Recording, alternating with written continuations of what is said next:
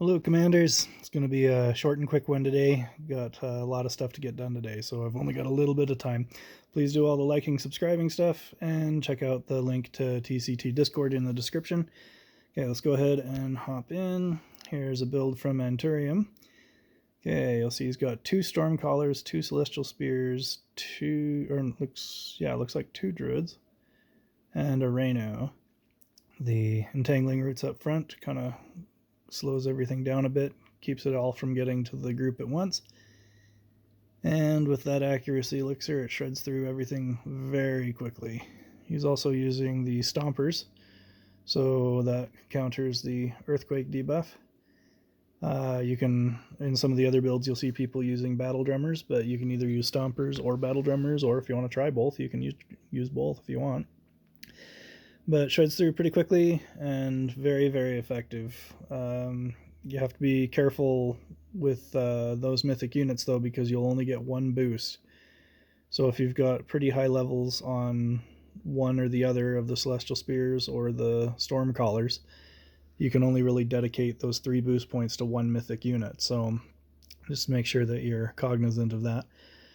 But I think he had Leech on just about everything, and yeah, very solid. Works great. So a 1 elixir build from Anturium. Here's a 1 elixir build from Randu. He's going to run through the Power Stone so you can see what he's got going on. The Icebreakers are, I think, the highest health single point unit, so a common unit. So I think that's why he's using those up front.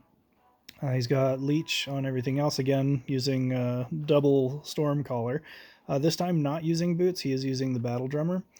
And the Tide Shaman, something we haven't seen in raids very often.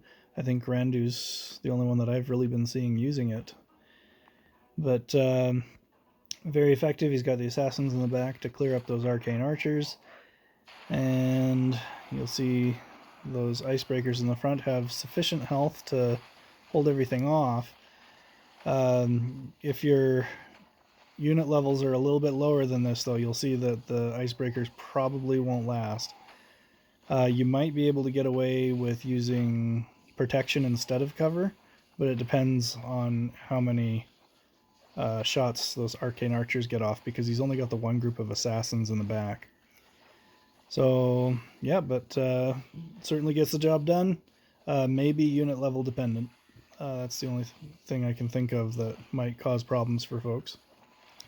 So thank you, Randy. Okay, let's go ahead and show some others. Okay, this is the build from Lady Nature.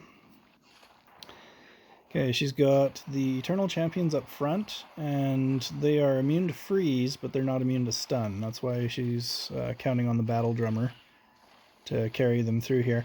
You'll see the Stormcaller's about to die. It's about 3 seconds. 3, 2, 1, and poof. Okay, it's got frozen, so it's going to take a lot more damage, being that it's frozen, and if it does have Leech on it, it's not going to be able to heal if it's frozen.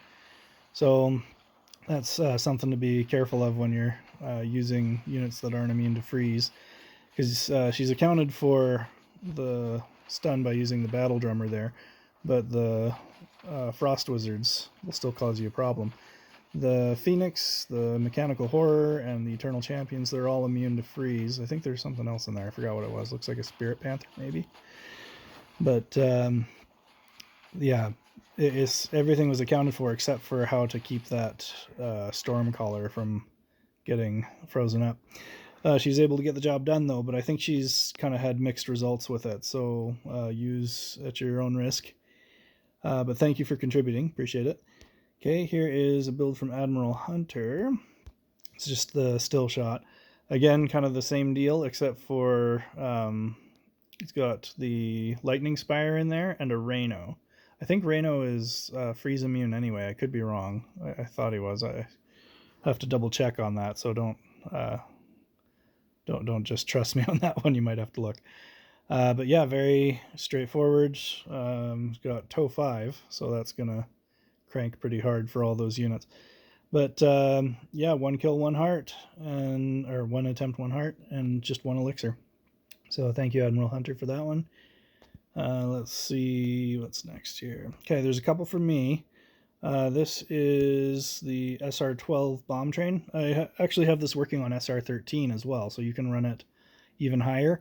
There's some people that were mentioning earlier that they're using it on SR15 and just using 2 or 3 runs per heart. So you can always go to the bomb train if you want. It's definitely a viable option, especially if you've just got a ton of those premium keys kicking around. Then there's this one. This is kind of the build from last time around that I've modified a little bit. I used to have an ancient tree where the mechanical horror was. Then I had Thunderstone, and now I've switched to the mechanical horror. The mechanical horror kind of moves up just a bit and allows all those assassins and risen warriors to break the walls. You'll see that this wall's about to disappear. There it goes.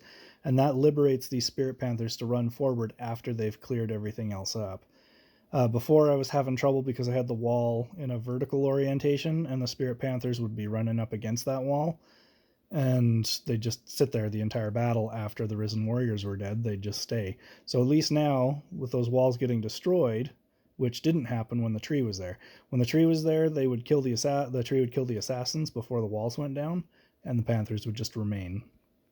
So at least this way, everything moves forward. Super expensive. The only reason I'm doing this is because I've got a bazillion of these elixirs kicking around.